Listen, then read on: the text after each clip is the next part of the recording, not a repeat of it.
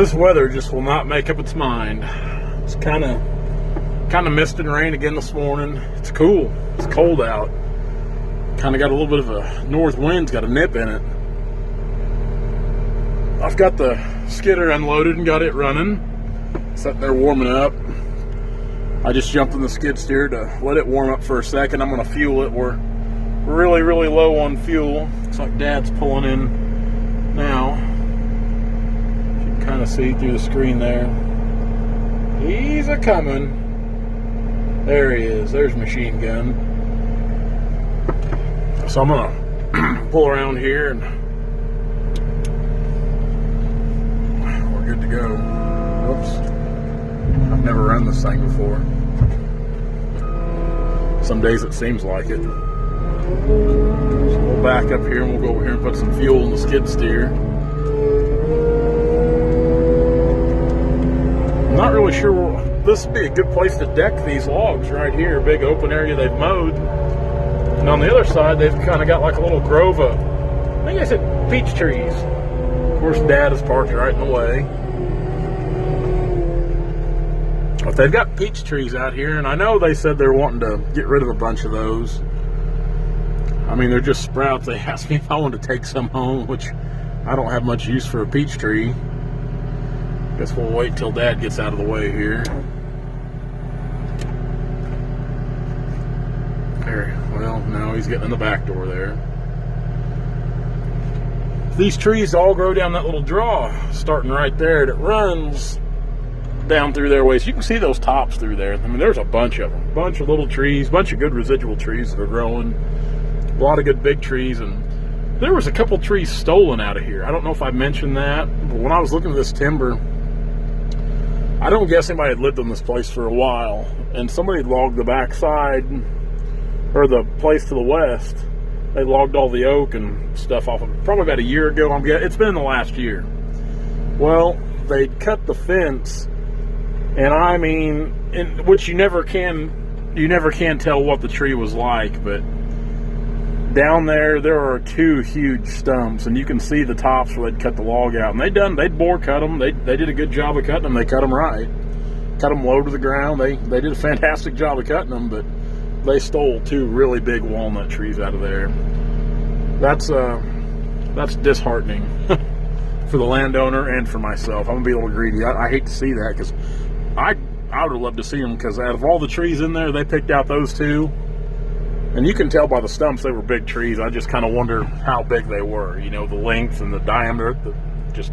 They were big. That's all I know. So maybe if Dad will move here in a minute, we'll fuel this thing up and we can go do other things. This is just a beautiful standard walnut timber. We're going through here just taking out some of the bigger trees.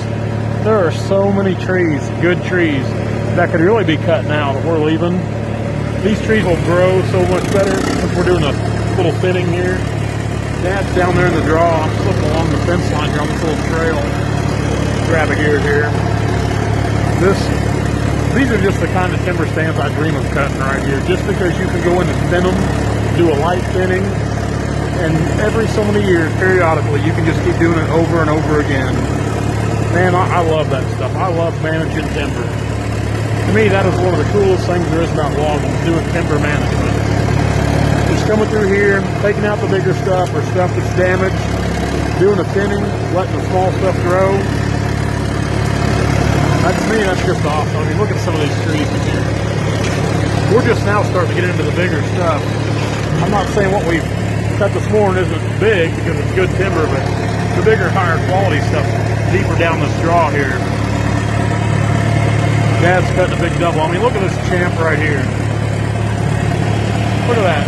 That guy there, that's an awesome little guy right there. He's going to stay to grow. All kinds of trees in here to grow. There are literally hundreds of walnut trees down this draw. Hundreds.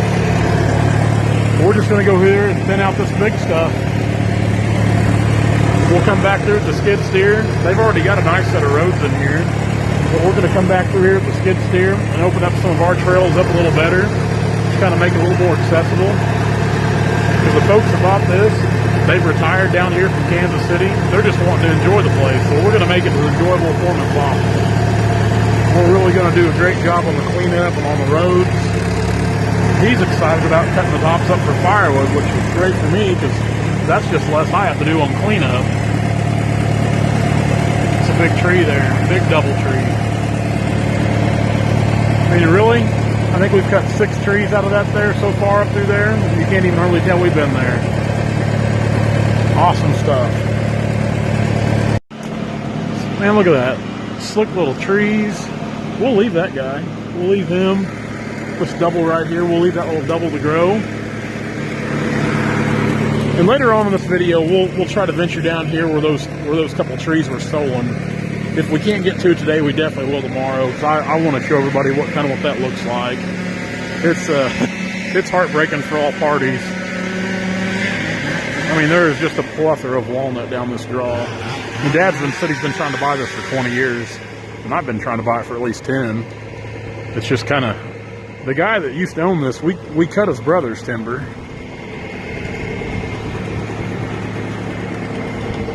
The old big girl might be coming back this way, which I parked far enough out of the way, we should be all right.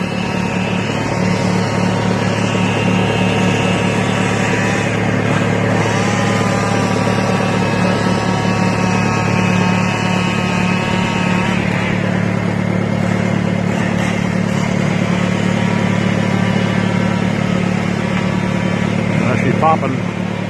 He's clipping the spurs right now. We had somebody ask us yesterday in the comments, and I haven't got back to him yet, how we control the fall, the spurs. When we bore cut that, the spurs on these walnut trees, that's how we control the fall. They ask why we don't use a hinge. Well, you just, cutting this high grade stuff, you just don't use a hinge. I mean, that makes the stumps look bad. I mean, walnut's a whole nother animal from oak timber. And I mean, I know you guys back east and up north, I know you guys cut a lot of high-grade oak. And I mean, it's a lot better than our oak here in Missouri. Our oak in southwest Missouri is junk. You get northern Missouri, it's a little different. And even with the walnut's a lot better up north that we cut too. But we still do cut some high-grade walnut like we're cutting here. And you don't hinge that wood. You don't hinge walnut. You bore cut it and clip the spurs, and that's how it falls. Just imagine the whole tree sitting on stilts when you bore cut it. See, like right there, you're going to come in, you're going to bore all that out. You're going to punch all that out right there, right in here. And these spurs right here, you'll come down and clip them, and that's how you control the fall. You can bore that out and leave the spurs holding, that tree's just going to stand there. It ain't going to go nowhere.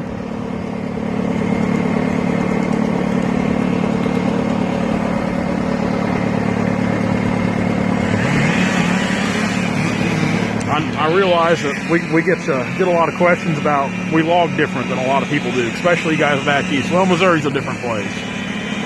You get west of the river, the big river, and things are just wild over here. There she goes. There she goes. Easy, girl. Beautiful. Beautiful. Didn't bust up nothing. Didn't really damage that many trees. These little hackberry, which they can stand to be damaged. Let's work it up.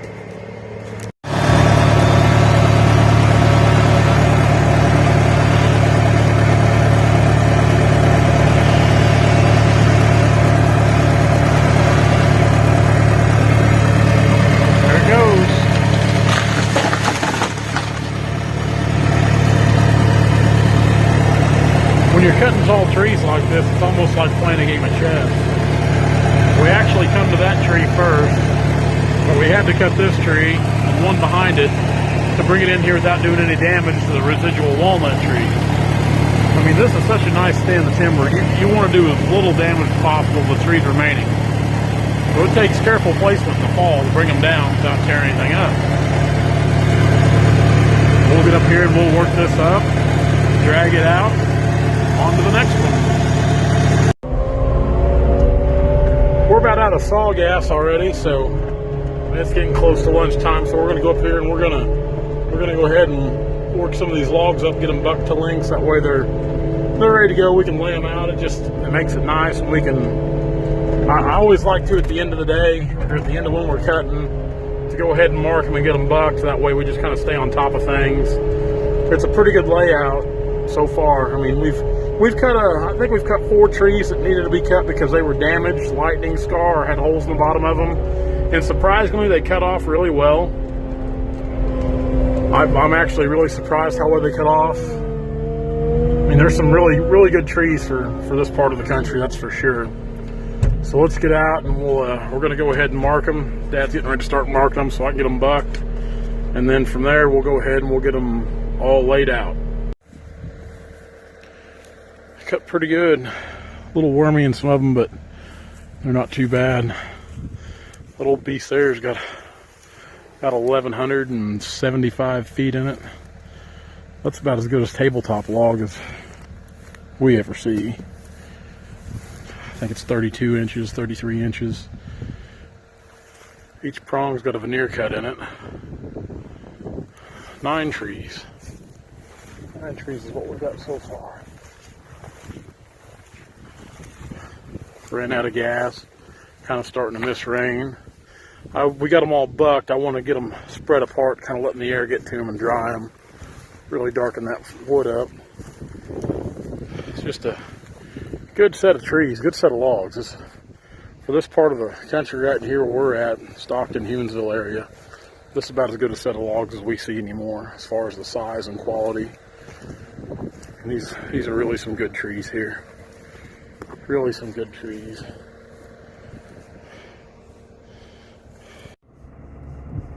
Well, we got just about all of them rode up.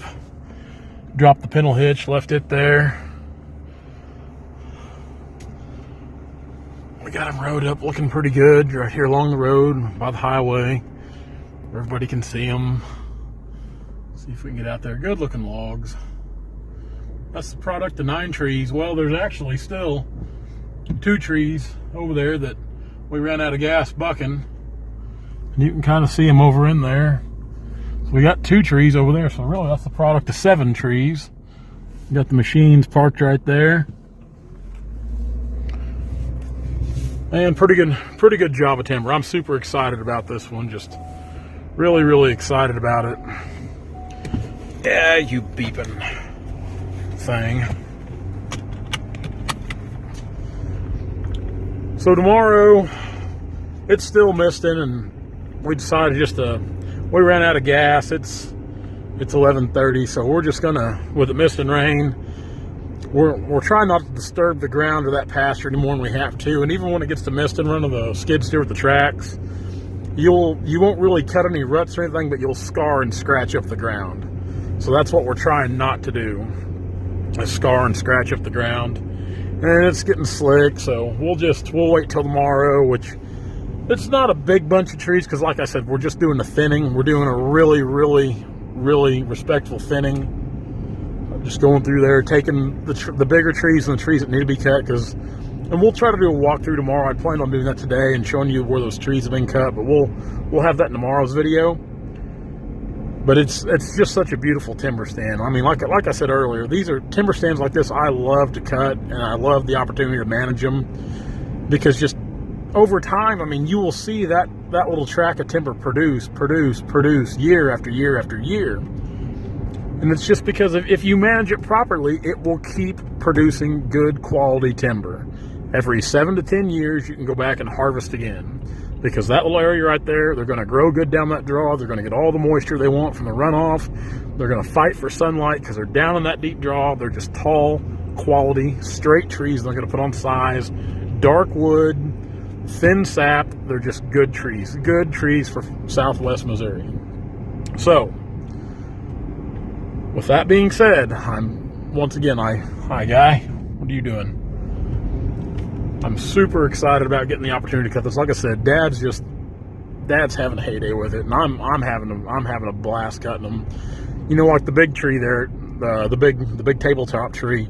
I bet it took us 20 minutes to cut it up. You know, just to work up the top to get every piece of wood we could out of it. Because I mean, we don't want to leave anything. We want to get everything we can, salvage, even the limbs. If the limbs can make lumber, take them out. Do not leave them. Do not let them go to waste. Utilize everything you can. So that's why sometimes on those big trees it takes a little longer to work them up, because you've got to cut them right. That way there's a lot of pressure on some of those tops so they don't bust, they don't split, So you really got to take your time working them up. That's a video, guys. That's today's video. Just like I said, Dad's been trying to buy that timber for 20 years. I've been trying to buy it for 10 years. It's just what it's like getting to the top of that mountain. You've conquered it, you've got it. And the great thing is when the landowners have a good vision of what they're wanting to do with their timber stand, they know they want to just thin it periodically. They called us to do it because they've seen our work. They know the kind of work we do. I'm happy to do it. I'm happy to show them what we can offer for them. I really am. I'm happy to show them the type of work we do. I'm thankful they put their trust in us, and they see their work on YouTube. They see our work on Facebook. Word of mouth. It gets around. Just the type of jobs we do. I mean, we're very our stewardship and our conservation skills. The timber. We like to manage it. We love to manage timber. Guys, I'm getting off here. That's today's video. I'm going to go eat lunch. I'm going to go meet Dad for lunch.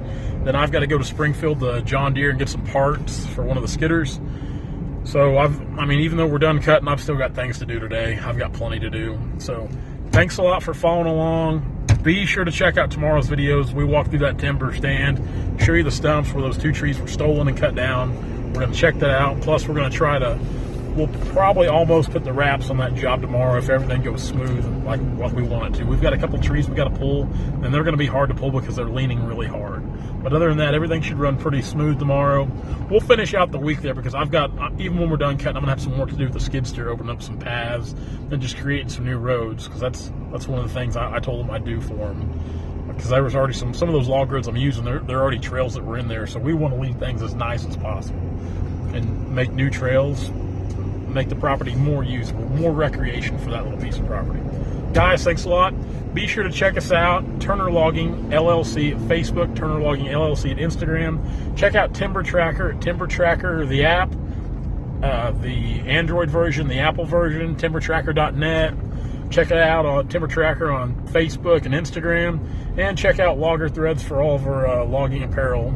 You can check them out on Facebook and Instagram as well. And until that website gets done, which I'm beating my mind to death on apps and websites right now. It just doesn't seem like nothing's ever going to get done. So until the website's done, you can order all the Logger Threads apparel by direct messaging us, or you can go to the Facebook shop if you can access it, because I know a lot of people can't. And as soon as the website's done, we're done with the Facebook shop. Done. No more. Guys, thanks a lot. We will see you tomorrow.